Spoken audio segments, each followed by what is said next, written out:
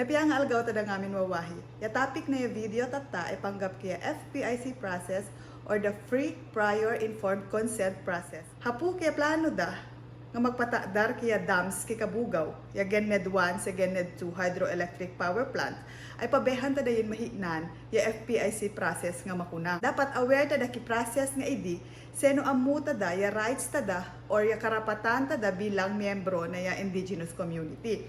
So in na ya FPIC, in simple words, ya FPIC ay a right na ya isa nga community to withhold or to give consent to any project nga kaya't kuan ni inaman nga tolay or inaman nga company or even the government that will directly affect the indigenous community and its territories.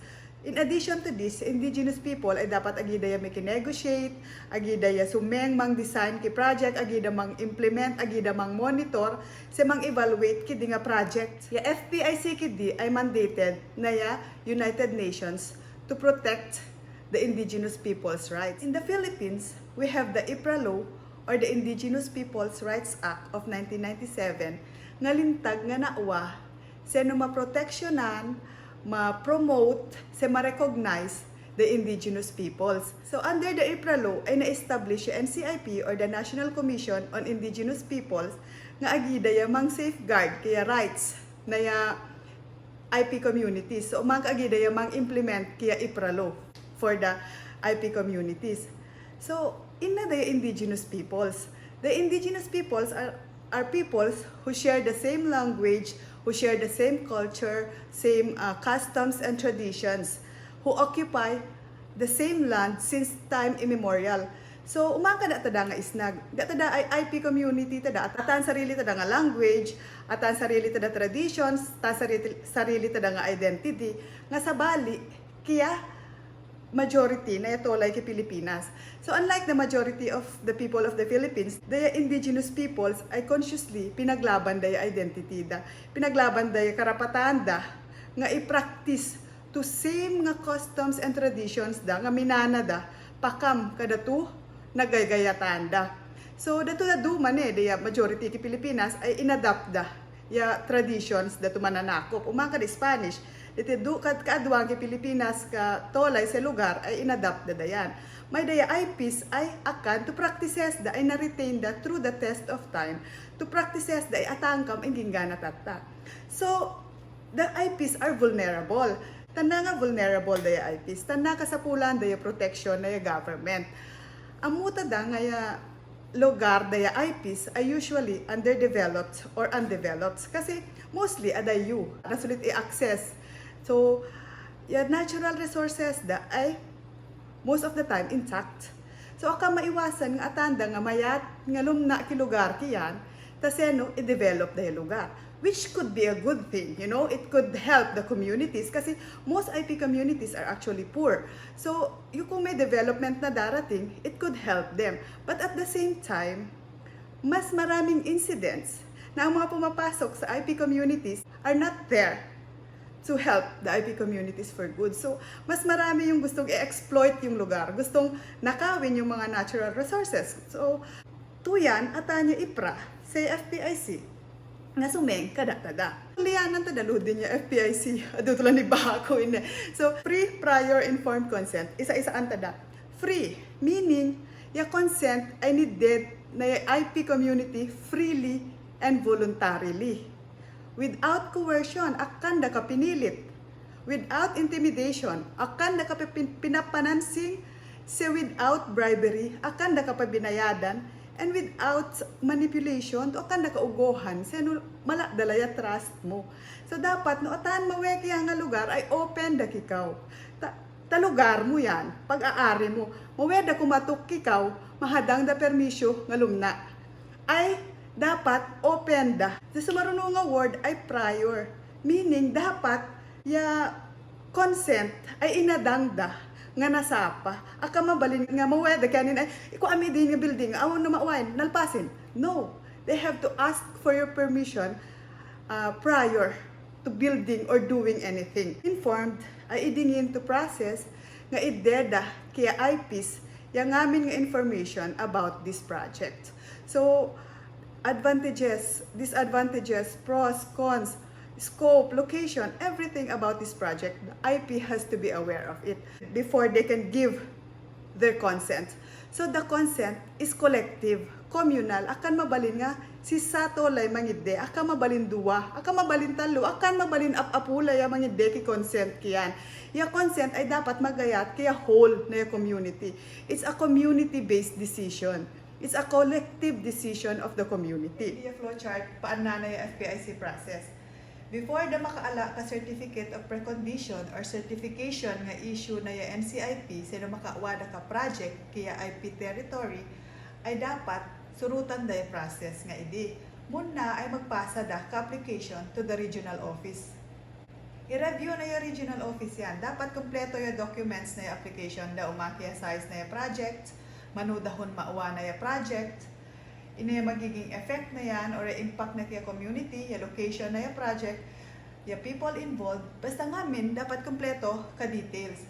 Numalpas ma-review na yung regional office ngin ay ruhiyan na yun yung pre-FBI conference or pre-field-based investigation process nga nanda. So, mag-form da ka-FBI team. Natutolay nga mawe ito location to project na i-check da on-site to propose nga project. Yung composition ng FBI team ay team leader, atan focal person yung nagad ka province, atan representative na yung community service center, si atan duwa nga IP leaders. Before na mag-proceed ay i-prepare na yung work financial plan, maka budget na yung FBI team to saranda ka field. So kuan na yung budget para kagida. So within 10 days ay mawedayin nga kuan niya FBI proper, yung field-based investigation proper nga nanda. Inatrabaho na yung FBI team. Agiday kumonsulta kaya AD representative, agiday mangwa kaya WFP, agiday mawemang singan kaya extent na yung project on site.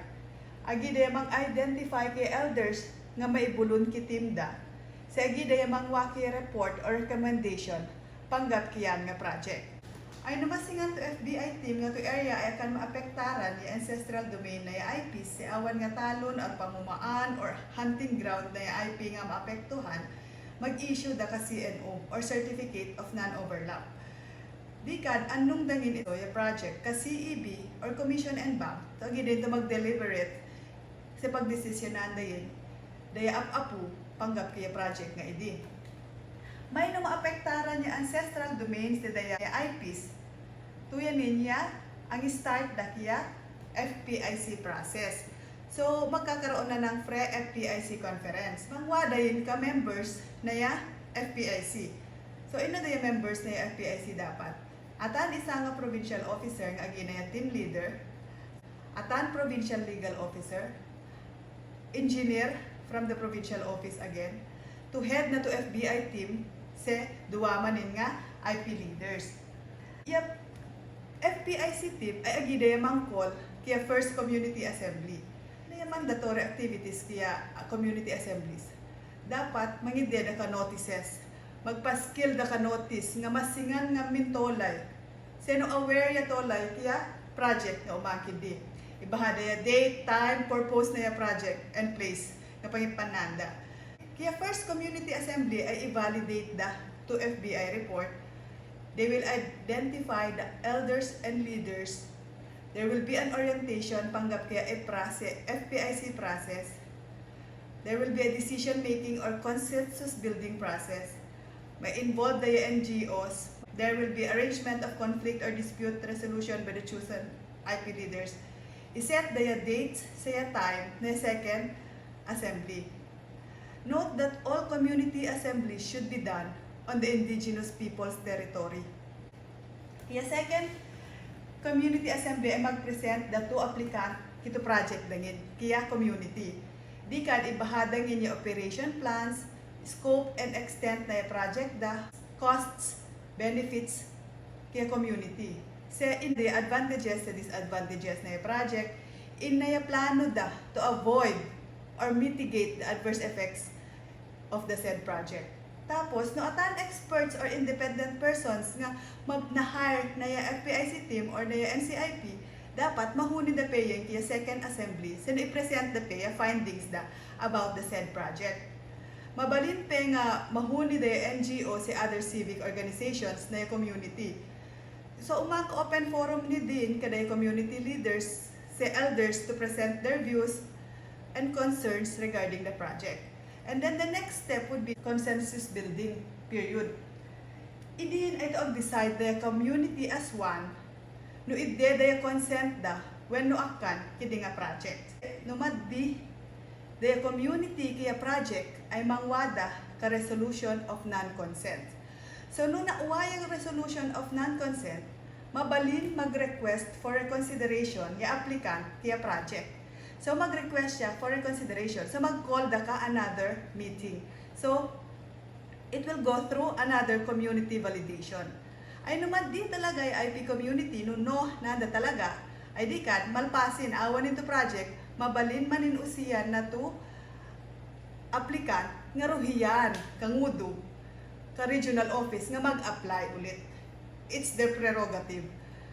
May no after the request for consideration ay community ay nag-yes dangin di kan mabalin min nga start dayin ya MOA drafting or ya ag-sign da ka MOA. Babalin pe during the consensus building period ay IP community ay nag-agree da dagos ki project. So mabalin da nga mangide ka resolution of consent. So no atanin resolution of consent, diretso dagosing ka signing of MOA or drafting of the MOA.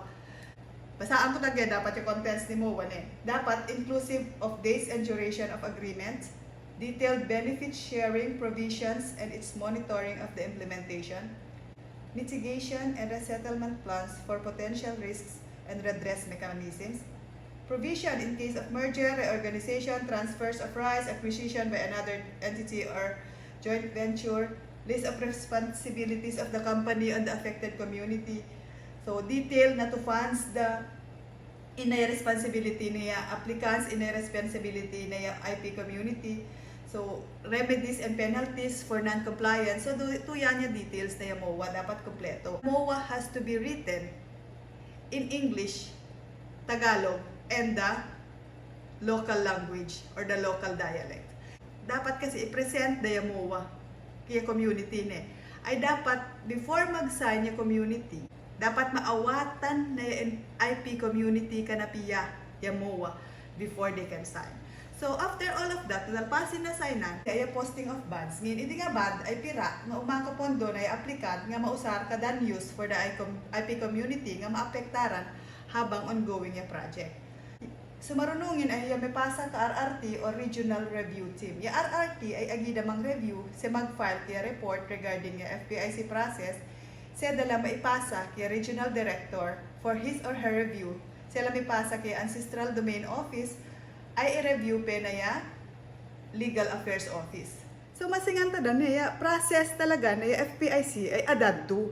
Adu ya intricacies na adu panalena na before nga maipatakdar ya isa nga project. Tataya challenge kada tada as members of the Indigenous people is whether the process of FPIC has been followed thoroughly. Na-uphold by the rights daya isnag. Kito kinwa daya FPIC process sa MOA signing. Kanda ba nga inabuso ya karapatan tada bilang isnag. Hininanda ba the objections, concerns, the violent reactions tada kiyan nga project. Naawatan tada kadi ngamin nga tolay ka Kabugao. Ya kinustuan na ya project ngayan. Akan ba na railroad ya project? Akan ba na napilit? Akan ba nga na shortcut ya proseso? Sa numala dala ya consent. Yung umangga kwa kada tada. Ito yan yung final question kada tada. This is not anymore about whether you are yes or no to the building of these dams. Kasi tandaan, tada na ongoing kami ya FPIC process na to Gened 1. Kawaga. Ay tata, ay ruhiyan naman niya Gened 2. Kamagabta. So, which is larger than the Gened 1. So, yung question tatayin ay whether they followed the rules dun sa Gened 1. And are they gonna follow the rules sa Gened 2? Dapat, amuan tada yung rights tada. No, yung rights tada ba? This whole process ay nirespetar da, di ba? No, nideda ba kada tada? Yung karapatan tada bilang indigenous community as protected by the IPRA law. At the end of the day, ngamin tada isnag, si sana gaytan tada, whether we are isnag by blood or by heart or by choice, diba? Si sana gaytan tada, siguro magpapada tada nga kaya tada pagpipiyaan na Kabugao. I'm sure naman nga datunag yes, they are hopeful for a better Kabugao. So, they want progress for Kabugao, which Kabugao desperately needs. Kailangan tada talaga yung progress. But at the same time, there is a process. There is a reason why IP communities are being protected by the law. At ang intergenerational responsibility tada. It is our responsibility to preserve our customs, our traditions, our identity for the next generation. So, parang the price of this progress is our identity. Di ba parang napaka-expensive ng progress na to, napaka-mahal. Dapat mabalance yung rights na yung IP community to say yes or no to a project, and at the same time, it should be taken into consideration the lives of the people who will be severely affected. Kasi while some of us might progress with this dam, some of us, our lives might improve with this dam. But the majority of the Isnag people, to be honest, you know it yourselves, guys, they will not. Diba? Parang, hello, ililipat mo sila to a new place. They will lose everything that they've worked all their life for progress. We should balance it, you know? What the majority needs, actually needs. And not only for the benefits of a few core group. Tuya atanya lo nga mangprotekta kada. But if we allow them to twist the law or to use the law against us, what does that say about us as indigenous peoples? Since time immemorial, ay atani niya isnag nga nagbiyag independently kikabanbantayan ni APAYAO. Since the longest time, di ba? And we're proud of it, right? I mean, I'm very proud to be an Isnag. I'm very proud to be part of an indigenous community. So this is our identity. This is what sets us apart from other people, di ba? The effect na yan, dam, kidi, ay, it's not 5 years. It's not 10 years, guys. It's not even 50 years. It's 100 years or more. Imagine, 100 years from now. So Kabugao might cease to exist. Or Kabugao could still be there. Totally different, which can be good. I mean, Kabugao could be very, very improved. But then, where are the Isnags? Diba? Paano kung dahil na-displace sila, nalipat sila sa ibang lugar? So, they will lose their identity. Parang ang Kabugao without the Isnag is very difficult to comprehend, diba? Parang difficult to imagine. So, while at the same time, we want progress and development in our place, I think first and foremost, we should safeguard the rights of the indigenous peoples. We should safeguard our rights and our identity as Isnag.